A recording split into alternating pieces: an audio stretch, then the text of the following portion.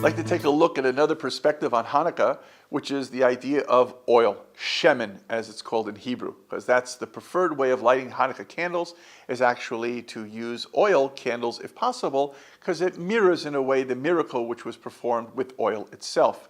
But the interesting thing that one of the great Hasidic Rebbes, the Hasid Rebbe from Gor, known as the Sfat Emet, points out that part of the intellectual struggle between the Jewish philosophy and the Greek attitude is actually hinted at in the word oil itself. There were certain decrees that were made against the Jews, prohibiting them to really express their Jewish traditions and practice in the world. One of these was that they were not allowed to observe the Sabbath or Shabbat. Another one was they were not allowed to perform on the 8th day newborn baby boys' circumcision. And a third, which may be less known to many people, was they would not allow the court to relegate through its decision what was actually known as the new moon. And each one of these three actually are pillars of the difference between Jewish and Greek culture. For example, the Greek talk about the athlete, the Greek talk about the perfect body, the artistic body, and the idea of circumcision in Greek thought was as much as mutilation of the body. It made no difference what limb it was. It might as well even be on your nose. The idea of cutting off a part of the body was a mutilation of beauty of man. The idea of the Sabbath, fine, it's okay to take a vacation, have a day of rest.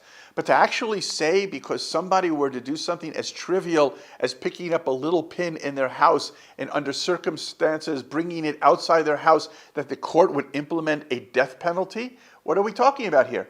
Every day is the same day. It's all just one day. It doesn't matter what we arbitrarily call it, a Wednesday or a Monday or a Tuesday.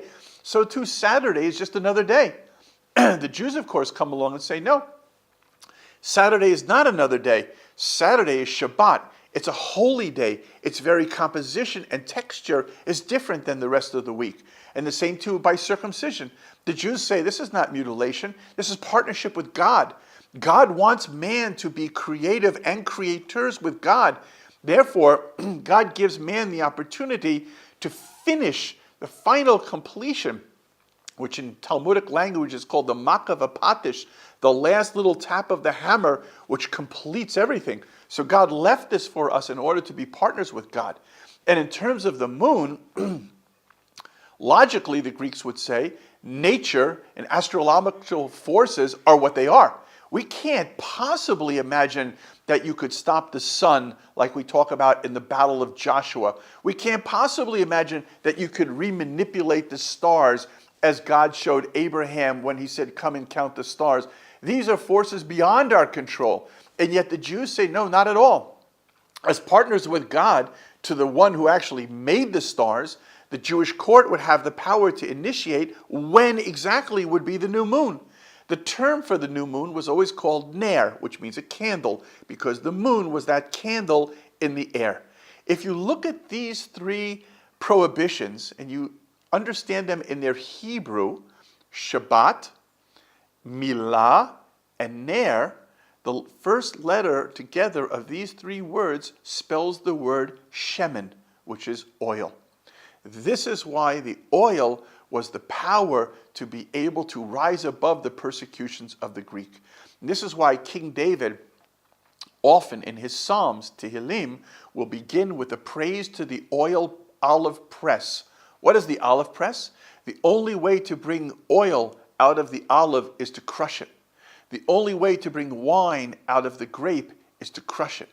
Jews understand that when we're crushed and we go through suffering, it's not suffering for suffering's sake. It's something healing that's bringing us to a greater place. It's bringing us to something that without that experience, we would never be able to create the oil through which we could light the light of Hanukkah and bring joy to the whole world. Happy Hanukkah.